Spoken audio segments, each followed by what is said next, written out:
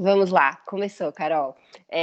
Hoje o Clássica recebe a Carol Borges de muito longe, não é de Bagé, ela é nascida em Bagé, mas ela ascendeu graças aos governos do Brasil e hoje ela está onde? Na Nova Zelândia, o país que toda mãe queria que o filho estivesse, que não tem coronavírus, não tem internados. Ela está numa ilha, tranquila. E ela, enfim, a gente se conheceu no OSESP, trabalhando juntas, parceiras, e aí há 2 anos, né, 1 ano e meio, ela foi para a orquestra da Nova Zelândia. Oi, Carol. Oi, Belinha.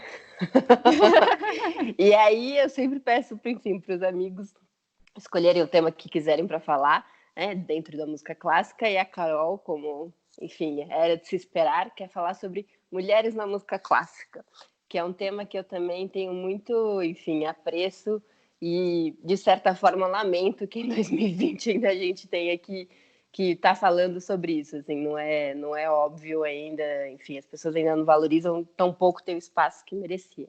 Então, com a palavra, Carol. Ai, que emoção! Eu estou muito emocionada de estar aqui. Muito obrigada pelo convite e de abrir espaço para a gente falar sobre ainda uma minoria, né? Que a gente tá... Cada dia, acho que as mulheres na música, elas estão sempre... Parece que a gente está sempre atrasado na história da música, que as coisas vão caminhando e as mulheres vão depois e depois. E acho que ainda bem que hoje a gente tem esse espaço de discussão, assim, sabe? E de tentar construir e atingir mais pessoas e falar sobre isso e meio que subverter aos poucos a história da música e desconstruir, não desconstruir toda a história da música, mas colocar em igualdade figuras que foram tão relevantes, que homens que também fizeram música, e não ficar nessa comparação também de gênero, que às vezes a gente acaba caindo nisso, né? Mas é Então, engraçado que você falou minoria, e não, mulher não é minoria no mundo, né? em Mas a número, gente exatamente. exato, mas ainda é tratada como, né? Enfim, dessa É, coisa do espaço de liderança, né? é impressionante, porque eu estava lendo que em 2018 o Backtrack fez um mapeamento dos concertos pelo mundo, e de 33 mil concertos, óperas e apresentações de dança, só 13% das peças contemporâneas eram compostas por mulheres. Então, ainda hoje, mesmo na música contemporânea, que você consegue ter uma diversidade maior de pessoas, ainda assim as mulheres é tipo irrisório o número, porque é perto de 10%, não é nada, perto das encomendas e das coisas todas. E isso foi sempre um questionamento na minha formação musical, sabe? Porque quando eu cheguei na faculdade, a minha turma era majoritariamente de homens, como são os conservatórios de música, e aí era eu e uma cantora. Eu fazia ciências musicais e a menina fazia canto solista. E era engraçado, porque é como se eu olhasse aquela história da música e nunca me visse. E você não consegue ter um, não é um apreço, mas é como se você precisasse ter uma figura dentro da história da música que você se olhe e fale assim, nossa, essa pessoa tem uma caminhada parecida comigo. A E questão aí, da representatividade, né? É muito importante, completamente. né? Muito, É. muito, muito. E aí eu tinha uma professora, o nome dela é Isabel. E a Isabel sempre foi do estudos de gênero, estudos queer e tal. E ela falava que não é que a produção de mulheres não existiu ou não existe hoje na música. É uma história que sempre foi invisibilizada pela perpetuação do cânone, né? E aí, é como se abrisse uma janela na sua cabeça e você pensa assim, toda a história ela é escrita pelos vencedores. E sempre a dominação masculina vai falar de si mesma. E aí, se não fossem as mulheres feministas e os movimentos dos anos 70 e 80, principalmente na musicologia, a gente ainda assim não teria nome, sabe? E pensar que dos anos 80 para cá é um time frame tão pequenininho, né? E isso Sim. começa a mudar completamente a nossa perspectiva e o nosso entendimento sobre a história da música.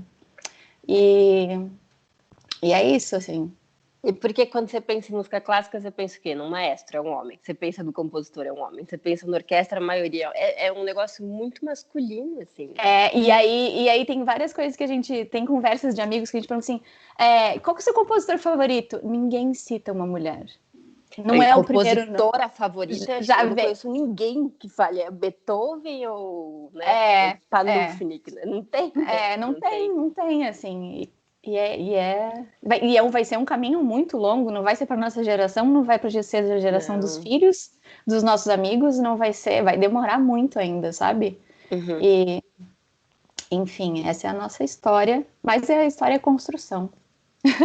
Eu E gosto de ela, pensar que a gente está construindo. sim, claro, não, e é importante falar, né? Eu lamento muito que precise, mas eu acho que tem efeitos, né? Falar, eu acho que, enfim, de 5 anos para cá, a questão da mulher mudou muito, assim. Eu me sinto à vontade para falar coisas que há 5 anos atrás eu não me sentia, assim. Sim. E há eu não sei se esse é o melhor termo, mas um silenciamento por parte dos homens, assim, do tipo, não vou falar nada porque eu sei que eu tô errada, assim, de algumas coisas. Então, isso é muito bom, assim, ainda tem muito o que fazer, mas essas iniciativas, pesquisas e tal, acho que caminham para melhorar. E quais foram as primeiras compositoras, Carol, que você conheceu? As duas que eu fui apresentada, principalmente na faculdade, a Fanny Mendelssohn e a Clara Schumann. E é engraçado ver que quando eu fui me preparar para a gente conversar aqui, eu fui pesquisar sobre elas mais, e ainda assim, quando você procura sobre essas mulheres, elas vêm acompanhadas de compositora, pianista e professora, né? Nunca é uma coisa só, tá sempre entre os limites das coisas. Multitasking. Totalmente. E aí, todas as mulheres que eu incluí na lista que a gente vai falar são totalmente multitasking, aqui, ó, o tempo inteiro lidando com tudo. Produtora e artista ao mesmo tempo. E que a gente conhece várias dessas, né? E estão associadas a figuras de homem para serem, tipo, estabelecidas no mercado. Tipo, Sim. Fanny Mendelssohn, irmã de Felix Mendelssohn.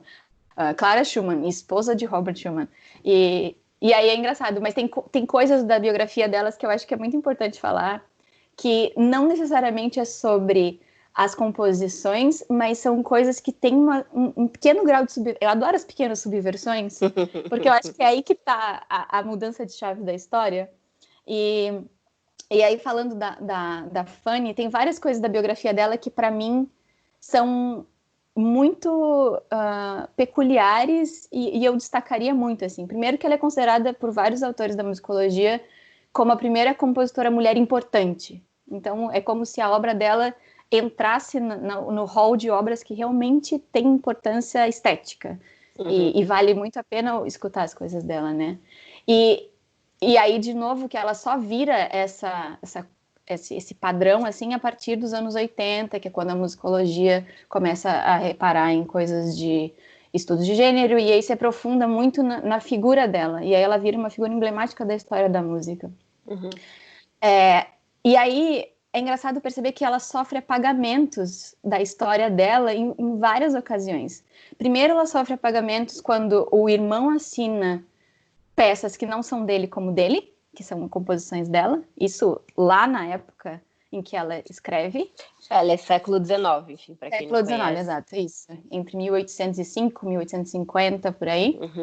E aí ela sofre o pagamento da família, porque a família considera que ela tem que ser uma musicista amadora e que ela deve se casar. E aí ela acaba casando com um artista que também, o que é muito legal, que é uma figura masculina que puxa ela para publicar as próprias peças. E aí só a partir desse momento que ela começa a ter publicações assinadas com o nome dela. Isso é interessantíssimo, né? E aí também ela sofre o pagamento histórico, que é toda vez que alguém na história decide estudar o irmão dela, inclui as peças dela como dele, e aí de novo você reafirma um apagamento, o que é muito estranho de se pensar, né? E quantas vezes talvez a história tenha feito isso não só com mulheres, mas com várias outras figuras que são silenciadas e diminuídas, assim. E que a gente não vai descobrir nunca, né? Nunca, nunca. Se não for alguém que vai, tipo, no detalhezinho e tenta subverter essa história, modificar, a gente nunca vai descobrir. Sim. Mas tem uma coisa muito engraçada da biografia dela que eu gosto, que não tem a ver, não é relacionado com a obra dela, mas é relacionado com a subversão da mulher e do papel dela na sociedade, que é essa relação com a família dela é bastante estranha, dela ter que usar o espaço de casa e o irmão ser o cara que usa o espaço da rua, que podia se apresentar fora. E a forma dela de ir contra esse sistema é que ela cria uma ideia de recital dentro da propriedade da família e ela abre as portas, que é tipo, ok, eu não posso tocar na rua, então eu vou abrir as portas desse lugar que moro, vou fazer a minha própria sala de concertos e as pessoas vão pagar para estar dentro da minha casa e elas vão ouvir as minhas coisas e ouvir as coisas que eu quero programar. Chupa essa! E aí isso meio que é tipo genial, porque lógico, tipo, se eu quero tocar, eu vou abrir a minha casa, eu vou cobrar ingresso. E aí tem coisas muito interessantes sobre esse espaço que ela instituiu coisas que até hoje a gente usa, querendo ou não, no nosso dia a dia. Então, quando uma pessoa ia fazer uma performance, ela fazia uma agenda de ensaio. Era uma coisa extremamente profissional. As apresentações tinham um programa de concerto, que é uma coisa que, né, hoje em dia a gente é super acostumada. E tem uma coisa que eu acho que é muito primordial e eu gosto de pensar que começou com ela, que nessa época, os espaços das salas de concerto, as pessoas podiam comer, beber, falar, e todos os rituais sociais eram diferentes da prática que a gente tem hoje. E na casa dela, ela estabeleceu que o silêncio era a norma. E eu gosto de ver como uma figura que, além de tudo, é uma figura feminina, ela consegue mudar todo um ritual por que isso afeta a nossa vida até hoje. Até às vezes a gente fica discutindo do tipo, poxa, mas eu não posso nem tossir. Aí, não. Sabe, aquela mulher, ela decidiu que aquele ritual era uma coisa extremamente respeitosa, que você precisava de muita atenção e concentração para viver aquilo. Agora, por exemplo, eu trabalho e gosto de música clássica há muitos anos. Eu nunca tinha ouvido falar disso. As pessoas nunca deram crédito, né? Porque é isso, quando você vai estudar, você sabe que um dos filhos do Bach meio que organizou esse lance, né? Essa coisa de concertos do jeito que a gente conhece, né? Vendido e tal. Mas é isso, essa questão da Fanny Mendelssohn eu nunca tinha visto em lugar nenhum. Triste, não, né? Não se fala, né? É muito estranho. E pensar que é o uso do silêncio na música, né? Que é fundamental. Que é fundamental. Sim. Eu sou a favor de todas as táticas de descontração. Eu detesto a coisa de regra de roupa, acho uma grande bobeira. Mas o silêncio é muito importante. É respeitoso. Né? Respeitoso. E tem uma coisa é um tempo de você, sabe? É um tempo seu, do seu self. Sim, sim. Você vai estar acompanhado de uma multidão de 1000 pessoas sentadas numa sala de concerto, mas é um tempo eu vejo como um tempo de meditação. Sim, e talvez ela tenha entendido a música desse jeito também nessa época, né? Que mulher! Você poderia ficar só falando dela aqui se quiser. Olha, horas. Você que manda. Aqui não temos pauta, não mas eu acho que a gente tem várias mulheres para falar e cada mulher que eu olhava e me apaixonava por todas. Assim, Jesus Cristo, que mulher maravilhosa, meu Deus. Queria ser amiga de todas, assim, incríveis. E aí, passando já para Clara, né, que elas tiveram um in-between ali de história que cruza, mas não quero focar em relações entre as pessoas, porque acho que não é o caso. Eu quero falar de pontos de subversão. Acho que, na verdade, no fundo, essa conversa toda é sobre pontos de subversão das mulheres na história da música, porque eu acabei de pensar, essa mulher fez esse negócio e isso mudou a história para todo sempre. E o que eu gosto da Clara é que Clarinha, performer total, né? Reconhecida internacionalmente, diga-se Europa, né? Existe América? E aí tem uma coisa que também é de subversão dela, que o concerto, da forma como a gente conhece, é muito a forma como ela lidava com a música. Porque ela foi uma das primeiras pianistas a se apresentar tocando de memória, sem precisar da partitura.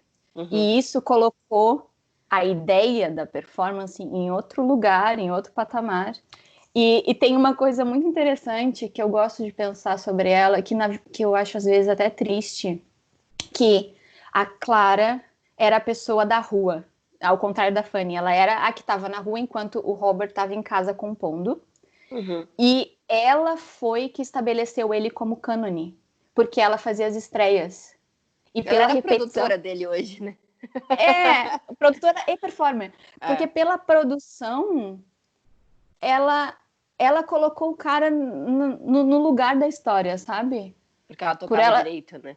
Exato, exatamente. E o lado compositora dela sempre foi menos. Uhum. E eu gosto de pensar que essa relação da mulher e do homem com a arte, de que a gente não se sente preparada, o nosso trabalho nunca é o nosso trabalho artístico nunca é o suficiente se você se compara com a criação artística de um homem, Uhum. e pensar que uma mulher no século XIX passava pelos mesmos dilemas que muitas mulheres compositoras de hoje, sabe? E tem uma frase que eu até anotei aqui, que ela faz trechos de cartas ela fez meio que uma pergunta retórica, que é: uma mulher não deve desejar compor.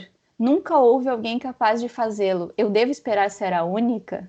Porque é como se ela olhasse para todo mundo e pensasse assim: só tem eu de mulher aqui Melhor não, né? e melhor eu não vou fazer, porque olha esses caras, olha o que eles Sim. fazem, Não olha o é o tamanho das jovem coisas. Brahms. Olha aqui o meu amiguinho Brahms, olha aqui o meu maridinho, né, Chuma? Exato. É muito louco, e às vezes, e muitas vezes, como mulher criativa, eu me coloco nesse lugar, sabe? Eu vejo isso e eu sinto nos meios que eu ando, é, como isso ainda é uma questão para as mulheres criadoras de Claro. arte, É, eu acho que né? tem uma expectativa de um perfeccionismo ainda muito grande, né? E acho que os caras, eles não ligam de fazer uma coisa não tão boa, mas aí vai melhorando e Vai pronto. Mas esse aperfeiçoando, processo de né? aperfeiçoar parece que a gente não é muito permitido, assim, né? E acho que, claro que é um reflexo social, que a gente tem, tudo tem que ser perfeito, a nossa carreira tem que ser perfeita, os nossos filhos têm que ser perfeitos, as nossas Uhum, criações artísticas também. E aí, uhum. é óbvio que ninguém dá conta de tudo. Não Sim, tem como sim. um ser humano fazer esse monte de coisa, assim, sabe? E é por isso que eu gosto da Clara. Uhum. Aí eu selecionei 3 brasileiras, porque, Esse quer né, falar, Brasil, Brasil. Brasil, meu amor. E são a Chiquinha Gonzaga, a Uhum, Eunice Catunda e a Esther Clear, que as duas, a Eunice e a Esther, são muito relacionadas à música viva, mas eu vou falar uhum. delas depois, porque eu quero começar com a Chiquinha Gonzaga. Vamos cronológico. Eu sou Não virginiana, é? gosto. Eu gosto de pôr as coisas na ordem também. A Chiquinha Gonzaga, ela tem tanta ruptura na história dela que eu não sei nem por onde começar. Vai, É quebra vai atrás um. de quebra, assim, né? Primeiro que ela foi a primeira mulher a reger uma orquestra no Brasil. Ponto. Acho que deu. Próximo assunto. Não, e é isso, por exemplo, mulheres regentes ainda é o assunto hoje em dia, né? Enfim, Ai, 2020 é isso. São ai, poucas, né? A gente, enfim, no então, ZESP teve o contato com a Mary, mas é isso, né? Enfim, é a Mary, né? sim, Mary, Valentina, É, sim, tinha a Naomi, né? Enfim, na sim. USESP lá depois no teatro, mas a gente pode Mas a aqui gente consegue falar nomes. 10 nomes, que isso é tudo É, é, brother. É. A a Mary sensação que eu... que sempre falava assim, né? Que quando ela começou era a única mulher e que ela falava, com o tempo vai ter mais. Só que passou o tempo e não tinha mais, né? E É, tem outra história da Mary também muito legal, que ela tem aquele Orquides, né? Ela sempre conta essa história, que é uma coisa de educação infantil. E ela é regente, e aí ela, enfim, tem as várias atividades. Blá, blá. E aí um dia tinha um menino e uma menina brincando. E aí o menino foi brincar de ser regente. E aí a menina falou: Você tá louco, meu? Regência é coisa de mulher. Porque na cabeça dela, você só já viu a Mary. Mary já associou. Você é imbecil? Regente homem. Então, assim, fica uma coisa da representatividade de, tipo, e aí, se crianças, novas gerações são muito bondinhas. É muito Eu amo essa bom. história. Mas vamos É voltar uma pra ótima Chiquinha. história. Chiquinha Gonzaga, então, foi a primeira mulher a reger uma orquestra, foi a primeira pianista de choro, e estabeleceu toda a coisa do gênero do choro, né, a partir dela, Uhum. e a coisa de compor o Abre Alas, que é uma música extremamente conhecida no Brasil, e a importância disso para a nossa cultura. Até hoje se canta o Abre Alas no carnaval, né? Então, uma marchinha que Sim, vale Passa. um parênteses aqui da mulher também na música instrumental, né? Tem muito pouco, né? É Muito difícil pouco. big bands, grupos de choro com muita Mulheres mulher, né? instrumentistas. É raro, né? Música popular também sofre Sim, com esse apagamento, é verdade. é cantora, né? Só. É, Parece é, isso. é como se fosse o lugar que cabe à mulher é ser a diva, É, que fica né? aquela coisa primadona, né? É. E, e aí voltando às coisas de música de Chiquinha Gonzaga, para mim uma das coisas, além, óbvio, da obra dela, é que tem um pensamento mercadológico na forma como ela vivia a música dela, que é muito legal, que depois que a música dela começou a ser tão popular e ela meio que perdeu o controle sobre copyright e direitos autorais e coisas assim, ela para no momento da vida dela e funda a primeira, como chama? Ela funda a primeira Sociedade Protetora dos Direitos Autorais do Brasil. E isso é uma coisa extremamente visionária, porque ela sabia que a música dela tinha uma capacidade de, de reverberar entre as pessoas de um jeito tão grande e que ela era numa posição, não sei se pela posição feminina, mas ela estava numa posição de fragilidade, que poderia qualquer um ir lá e assinar a partitura que era dela como Sim. sendo autor. E ela, então, ela organiza o sistema que até hoje, eu acho que o Brasil tem muita coisa baseada nos escritos de como foi feito, sabe? Uhum, E isso é uhum. muito legal, assim. E até hoje, o Brasil e o resto do mundo sofre muito com a questão do direito autoral. Bom, agora Ainda, na coisa de ainda é uma online, né? questão. A gente tá todo mundo aprendendo. Assim, tem Tá que pagar todo para mundo colocar no aprendendo. Instagram, mas e põe no YouTube, quem paga o ECAD, né? Tá todo mundo. E aí, poxa, uma mulher, sabe, pensou sobre isso é muito legal, assim. Uhum. E tem uma coisa que eu gosto das mulheres compositoras brasileiras, que tem meu coração e minha alma, todas elas são engajadas politicamente. E eu acho isso tão legal. A Chiquinha Gonzaga, ela teve um envolvimento super grande com o movimento abolicionista e o fim da monarquia. Uhum. E tem a passagem de que ela começa a vender as partituras dela, e o dinheiro que ela faz dessas partituras, ela liberta um amigo que era músico escravo. E eu acho, Maravilhosa. não é? É tipo, Que poxa vida, o aplausos. Brasil que eu amo. O Brasil que eu quero era Chiquinha Gonzaga.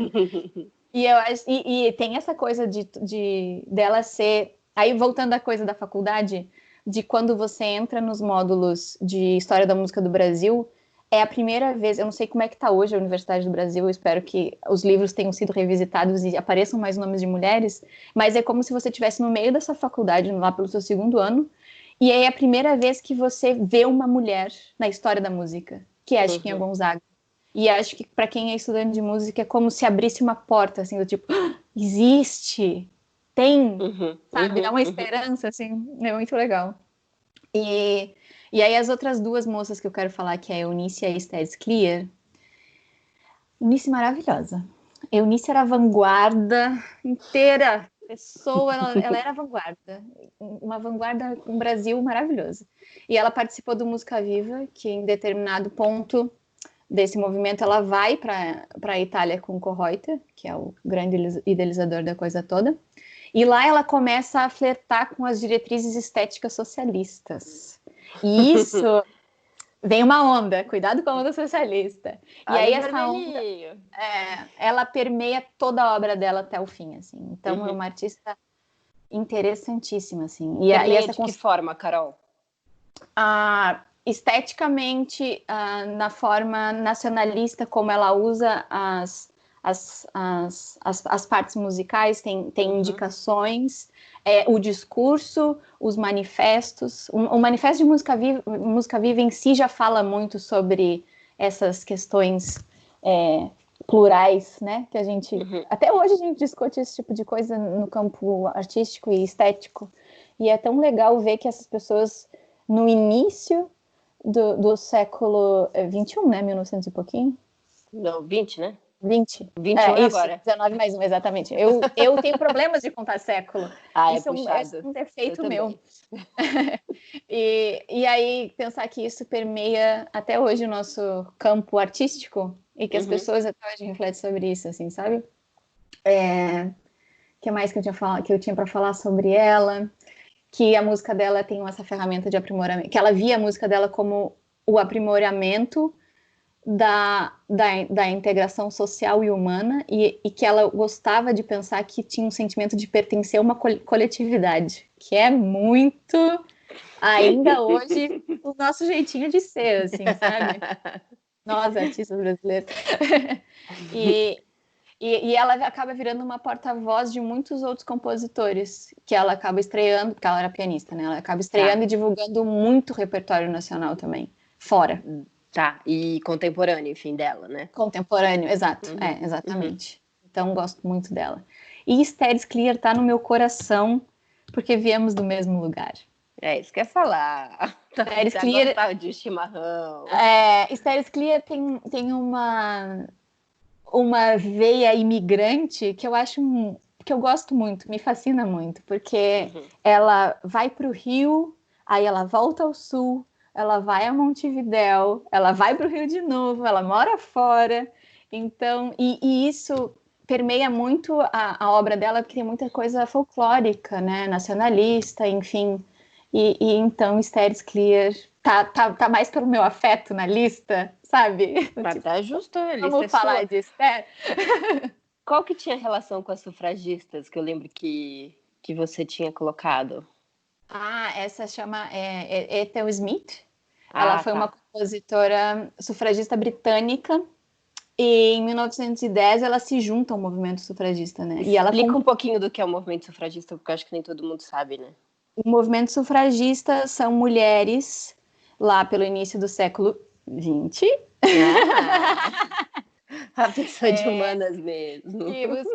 totalmente, que buscavam os direitos de igualdade e era muito voltado a voto, mulheres no mercado de trabalho, que mais que a gente pode falar? É bem o início de uma revolução, é uma revolução, eu gosto de dizer que é uma revolução industrial misturada com feminismo, assim, né? Que é quando você começa a conseguir os pequenos. Mulher no mercado de trabalho e essa questão do voto, que eu acho que foi a grande vitória, né, do movimento. Tá. E a Ethel compôs o hino do movimento sufragista. Maravilhosa. Que mulher, que mulher, que mulher. Se apaixonou por Virginia Woolf. Ai, adoro uma fofoca, menina. Se encantou. Se apaixonou. Queria casar e ter filhos com Virginia Woolf. Que danada. Não, enfim. Quem nunca? Não deu like. Exatamente, não rodou pro lado certo, acontece. Bom, aí voltando a Ethel, ela tem uma carreira super curta, porque infelizmente ela começa a perder a audição. Nossa, Beethoven. É uma Beethoven meninix. E ela não consegue completar mais do que 4 trabalhos de composição antes de ficar surda. Só que as peças são incríveis. E aí tem muita coisa de música de câmara, tem coisas. Eu vou fazer link na bio aqui embaixo, lá aqui em cima, eu vou fazer uma playlist com coisas dela que são muito, muito, muito legais. Aí ela acaba terminando a carreira de compositora e vira escritora. E ela é super bem sucedida também. Eu fico impressionante com essas pessoas que ela, tipo assim, não consigo mais fazer isso, aí você é outra coisa. E aí você vira também a melhor naquilo. Maravilhosa. Não é? E aí ela tem ela se torna na história do Império Britânico como a primeira mulher compositora a receber uma honra. Então, primeira? Que tristeza. Primeira. Isso em 1913, Exato. 14. Tamo mal, né? Demora, mas acontece. Eu gosto de ver a história assim. E que mais que eu... e depois eu separei a Daphne Oram, que quem gosta de música eletrônica e nerdices, eu. Toda Carol. euzinha, não é mesmo? Quem gosta dessas coisas de tecnologias e pads e tem que conhecer essa mulher maravilhosa, porque a história da música eletrônica, ela geralmente se concentra nos homens, né? Pierre, Messiaen, Boulez, Stockhausen, Varese, essas coisas que a gente escuta geralmente por aí, que é da música concreta. Só que em Londres, ela e outras engenheiras de som já estavam fazendo experimentações com isso, na BBC.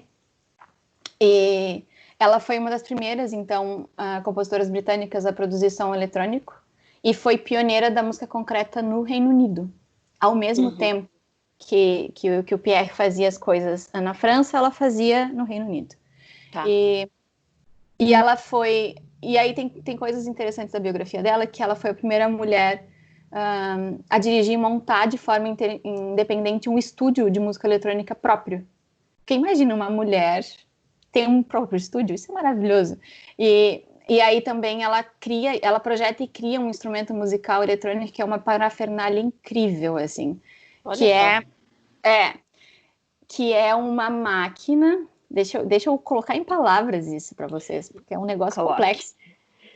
É uma máquina de síntese sonora que chama Oramix, e ela é uma das formas mais antigas de som eletrônico, e ela também se aproxima com a natureza audiovisual, então também é o início de um flerte da coisa audiovisual de tecnologias, assim, é muito interessante, e a engenhoca, ela mistura, você desenha num filme de 35mm, você não, né, a pessoa que está operando a máquina, você coloca a onda na geringonça, e aquilo, a máquina lê aquele desenho e ele vira um som.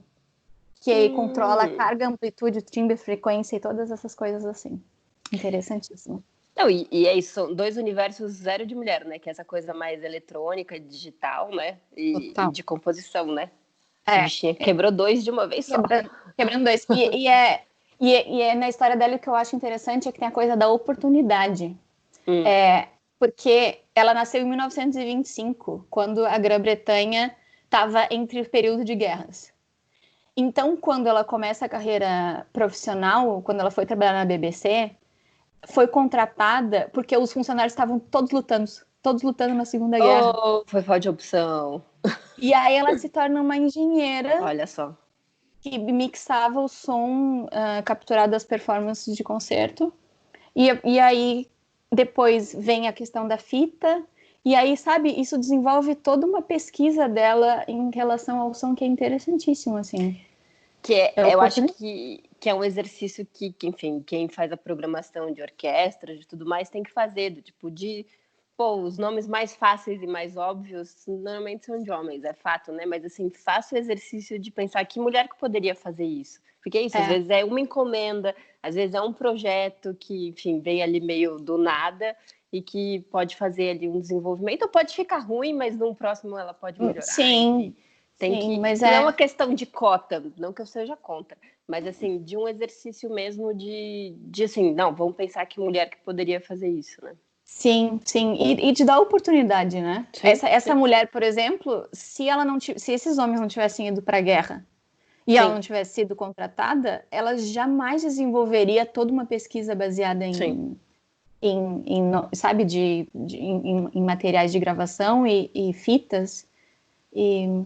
Teria ficado em casa fazendo música. Exato. Vendo GNT, igual a gente. Adoro! Como eu gosto. Mas é isso, Thalzinha. Eu acho que eu falei demais. Falou demais. bastante, Às vezes mas foi ótimo. Tem coisa que me deixa muito excitada e eu falo e depois passa. Como disse Carol, ela está organizando uma belíssima playlist, enfim, que estará debaixo do vídeo. A gente sabe que esse clássico aqui deveria apresentar é a Carolina, que é a nossa blogueira oficial do grupo, mas é só uma questão ali de sei lá o que eu estou fazendo isso. E porque jornalista.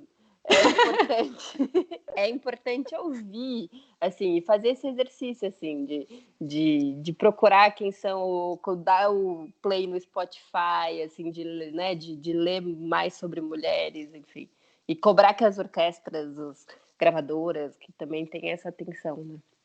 E acho que quem tem papéis de definir programação deveria refletir bastante sobre isso também, que é importante. Sim. Tem alguma coisa que você gostaria de concluir o nosso vídeo maravilhoso? Muito obrigada por poder me dar esse espaço para eu poder falar de mulheres tão maravilhosas, tão incríveis, inspiradoras. Eu estava fazendo a pesquisa e pensando, é por isso que eu trabalho com isso, sabe? Sim. Dá um quentinho no coração, assim, é um pouco me olhar também, assim, tipo, tá, entendi, lembrei o que eu era, para onde eu vou, para onde eu quero, sabe? Então, só agradeço, Belita. Foi ótimo. Estou com saudades, gratiluz. Saudades de comer nhoque na sua casa. Eu faço um maravilhoso, quem não conhece. Aliás, terá festa junina aqui, estamos no mês de junho. Me coloca no Zoom, por favor. Pode deixar, Não te pedi nada. Vou fazer até um questãozinho aqui. Então, eu agradeço muito, Carol, pelo seu tempo, diretamente da Nova Zelândia, no fuso horário muito complicado para nossa amizade. E, enfim, ouçam a playlist, ouçam mulheres. Eu vou parar aqui o vídeo, mas eu posso continuar falando com a Carol. Enfim, ótimo. Bastidores. Tem vários, você sabia que eu tenho para contar. Exato, beijo, tchau.